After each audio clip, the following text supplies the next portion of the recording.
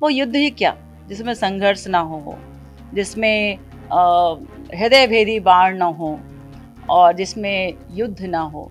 तो मुझे लगता है उस युद्ध का तो कोई अस्तित्व है ही नहीं। हो सकता है कि मैंने कभी आंगनवाड़ी फॉर्म भरा हो, लेकिन मैंने भरा था तो स्वाभाविक रूप से मुझे इस पे कोई भी परहेज नहीं। अच्छा हुआ किसी ने मुझे याद दिला दिया। फॉर्म तो मैंने बहुत सारे भरे थे और हर एक युवा बच्चे जब पढ़कर निकलते हैं तो निश्चित रूप से हर क्षेत्र में प्रयास करते हैं कि कहीं न कहीं उनका करियर सेट हो। किसी को माध्यम बनाकर उस चुनाव में भेजा जाता है तो स्वाभाविक रूप से वो भी एक छोटा-मोटा माध्यम होता है। मैं ऐसा मानती हूँ कि जन समर्थन सदैव रहा है, आज भी है और आगे आने वाला समय आपको बताएगा कि कितना अथाह जन समर्थन मुझे मिलने वाला है भारतीय जनता पार्टी के लिए। ये अच्छी बात है कि मेरी समीक्षा मेरे विधानसभा के सभी जिलों में सभी विधानसभा क्षेत्र में किया जाता है।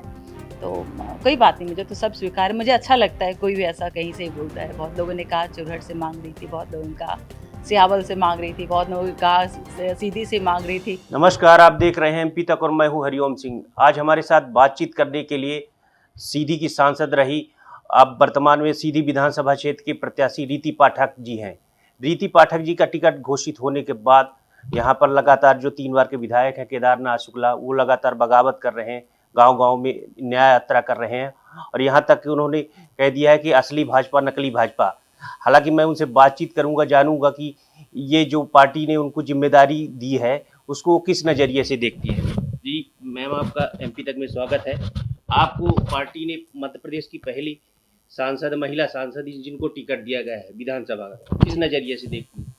देखिए, मेरे लिए तो सौभाग्य का विषय है जब कोई नेतृत्व अपने लाखों लाख सैनिकों में से, करोड़ों करोड़ सैनिकों में से किसी एक सैनिक को चुनता है तो युद्ध में जाने के लिए तो उसका तो बड़ा सौभाग्य होता है। और एक लोकतंत्र का उत्सव है। इस लोकतंत्र के उत्सव में मुझे जनता का प्रतिनिधि बनाकर जनता का प्रतिनिधित्व करने के लिए मुझे अगर चुना है मेरे दल ने तो मैं तो इसके लिए आभार व्यक्त करती हूँ। इतना विश्वास और इस तरह का निर्देशन बहुत कम कार्यकर्ताओं को प्राप्त होता है। मैं उनमें से एक हूँ। भारतीय जनता पार्टी का आभार। ये जो कांटों भरा ताज है इसको कैसे फेस करेंगे? देखिए, हर ताज तो कांटों के रास्ते से ही निकल कर मिलता है। वो युद्ध ही क्या जिसमें संघर्ष ना हो, जिसमें हृदय भेदी बाण ना हो और जिसमें युद्ध ना हो। तो मुझे लगता है उस युद्ध का तो कोई अस्तित्व है ही नहीं। वो युद्ध कहलाएगा ही नहीं, वो संघर्ष ही नहीं कहलाएगा। और हर ताज के पीछे एक बड़े संघर्ष की कहानी है, इसलिए ये भी स्वीकार है। कल मेरी बात हुई विधायक जी से, जो वर्तमान विधायक थे, वो उनका कहना है कि आदर्श आचार संहिता नहीं लगी थी, इसलिए उनको अभी तक सरकारी कार्यक्रमों में वो अपना प्रचार कर रही थी।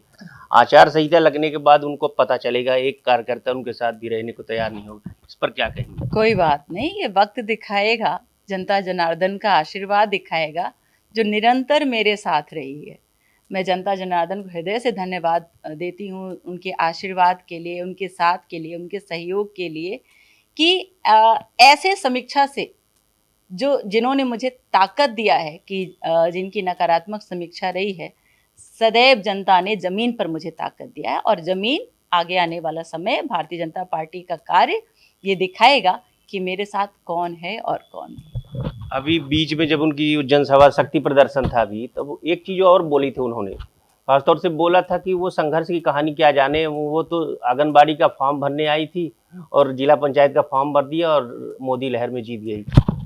मैं बहुत मध्यम वर्गीय परिवार से हूँ हरिओम जी, और मेरे पिताजी अधिवक्ता हैं और हो सकता है कि मैंने कभी आंगनवाड़ी फॉर्म भरा हो, लेकिन मैंने भरा था तो स्वाभाविक रूप से मुझे इस पे कोई भी परहेज नहीं। अच्छा हुआ किसी ने मुझे याद दिला दिया। फॉर्म तो मैंने बहुत सारे भरे थे और हर एक युवा बच्चे जब पढ़कर निकलते हैं तो निश्चित रूप से हर क्षेत्र में प्रयास करते हैं कि कहीं न कहीं उनका करियर सेट हो। अच्छा हुआ मुझे याद दिला दिया। मैं सभी आंगनबाड़ी कार्यकर्ता बहनों को मैं आपके माध्यम से ज़रूर कहना चाहती हूँ कि शायद आंगनबाड़ी का फॉर्म भर के अगर मैंने परीक्षा पास कर ली तो मुझे ये भी नहीं याद है कि मैं परीक्षा देने गई थी कि नहीं दी गई थी, तो आज मैं आपके सामने होती, आज के साथ होती। लेकिन फिर भी मैं आपके साथ हूँ। मुझे आज आपके माध्यम से आपके साथ की ज़रूरत है, हर उस बहन की साथ की ज़रूरत है जिन्होंने आंगनबाड़ी में काम किया है और निरंतर कर रही हैं और जो आगे का फ्यूचर भी आंगनबाड़ी में देखती हैं। मैं उन बहनों को आपके माध्यम से अपील करना चाहती हूँ। मैं बहुत छोटी और मध्यम वर्गीय परिवार से हूँ, मेरी क्षमता इतनी ही है हरिओम जी। मैं जनता जनार्दन को भी धन्यवाद देती हूँ कि इस छोटे से व्यक्तित्व के साथ उन्होंने सदैव अपना निरंतर साथ दिया, आशीर्वाद दिया। केदारनाथ जी विरोध कर रहे हैं तो आपके जो पार्टी पदाधिकारी हैं और भाजपा कार्यकर्ता हैं और गांव के लोग हैं, मतदाता हैं, उनका किस तरह जन समर्थन मिल रहा है? जन समर्थन तो सदैव से था, हमेशा से था मेरे साथ। और देखिए, लोकसभा क्षेत्र को जीतना, पार्टी ये विश्वास दिलाती है कि पार्टी का कितना बड़ा प्रभाव घर घर में है। और आप जानते हैं, जब किसी को माध्यम बनाकर उस चुनाव में भेजा जाता है तो स्वाभाविक रूप से वो भी एक छोटा मोटा माध्यम होता है। मैं ऐसा मानती हूँ कि जन समर्थन सदैव रहा है, आज भी है, और आगे आने वाला समय आपको बताएगा कि कितना अथाह जन समर्थन मुझे मिलने वाला है भारतीय जनता पार्टी के लिए। मैं तो मैं तो सबसे अपील करती हूँ कि रीति पाठक कोई नहीं है, रीति पाठक का कोई अस्तित्व नहीं है। भारतीय जनता पार्टी सदैव थी, है और आगे भी रहेगी।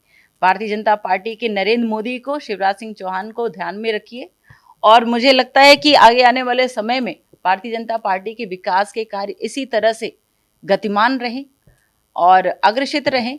इसके लिए बहुत आवश्यक है कि आपका आशीर्वाद जैसा पहले मिला था वैसा आप भी मिले।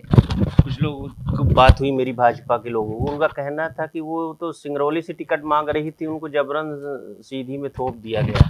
ये अच्छी बात है कि मेरी समीक्षा मेरे विधानसभा के सभी जिलों में सभी विधानसभा क्षेत्र में किया जाता है, तो कोई बात नहीं, मुझे तो सब स्वीकार है। मुझे अच्छा लगता है कोई भी ऐसा कहीं से ही बोलता है। बहुत लोगों ने कहा चुरहट से मांग रही थी, बहुत लोगों ने कहा सियावल से मांग रही थी, बहुत लोगों ने कहा सीधी से मांग रही थी, जबकि सच्चाई मेरी पार्टी, मेरे नेतृत्व सब जानते हैं। उनका निर्णय सिरोधार्य है और जनता या कार्यकर्ता का ये संवाद भी सिरोधार्य है, क्योंकि मुझे सब स्वीकार है, बशर्ते वो सकारात्मक रहे। सोशल मीडिया में आपके खिलाफ तरह तरह की वो चल रही है, हमने देखा है, इस पर क्या कहेंगे? इस पर कुछ कहने लायक नहीं होता। सोशल मीडिया का एक इंडिपेंडेंट प्लेटफॉर्म होता है, एक स्वतंत्र।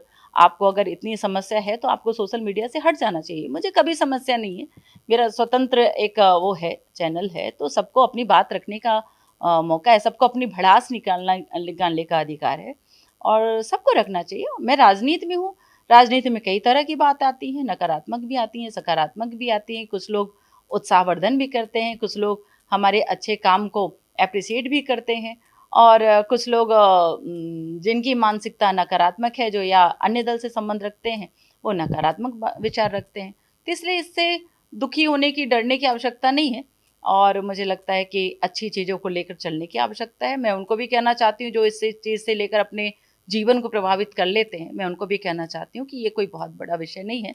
सोशल मीडिया से अच्छी चीज़ों को लेकर आगे बढ़ना चाहिए। सोशल मीडिया ने बहुत सारे पारदर्शिता, ऐसे विषय को पारदर्शिता से जनता के सामने लाया है, जो सामान्य रूप से, सहज रूप से कठिन होता है कहीं भी पहुंचना। मैं आखिरी सवाल मेरा है कि यहाँ कुछ लोग, मैं एक दिन पब्लिक डिबेट कर रहा था, कुछ आपके भाजपा के कार्यकर्ता हैं या कि कौन थे ये नहीं पता, लेकिन वो कह रहे थे कि रीति जी की दिल्ली, बम्बई और यहाँ सोशल मीडिया में सिर्फ उनकी राजनीति चली है, वो ग्रामीण क्षेत्र को अगर सीधी विधानसभा में कितने गांव हैं ये वो नहीं जानती है। इस पर क्या कहेंगे? एक्चुअली मुझे किसी ने बताया था, जब मुझे नाम बताया गया कि उस डिबेट में दुर्भाग्यवश कौन कौन था, तो उस डिबेट में वही थे जो व्यक्ति विशेष के साथ, वो पार्टी के लोग नहीं है, व्यक्ति विशेष के साथ घूमने वाले लोग थे।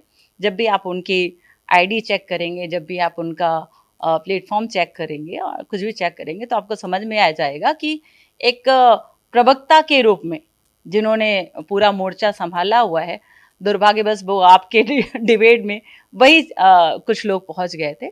तो मैं ऐसा कहना चाहूँगी हरिओम जी, जब भी कोई डिबेट हो तो निष्पक्ष रूप से हो, निष्पक्ष भाव से हो, जनता के विचार सामने आए, पार्टी के लिए उनके क्या विचार हैं, कैंडिडेट के लिए उनके क्या विचार हैं, अन्य के लिए उनके क्या विचार हैं, तो निष्पक्षता के भाव से अगर विचार सामने आएंगे तभी वो जनता के पास पहुंच जाएंगे। बाकी उसको आप व्यक्तिगत रूप से भी उसकी समीक्षा कर सकते हैं, जो मैंने अभी आज आपके सामने किया। तो ये थी सीधी विधानसभा क्षेत्र में जो भारतीय जनता पार्टी की प्रत्याशी रीति पाठक, जिनका साफ तौर से कहना है कि कार्यकर्ताओं का उनको जन समर्थन प्राप्त है। अब देखना होगा कि भारतीय जनता पार्टी की ये परंपरागत सीट भाजपा फिर वापस करती है या किसी अन्य दल को फायदा मिलता है। सीधी से हरिओम सिंह, MP तक।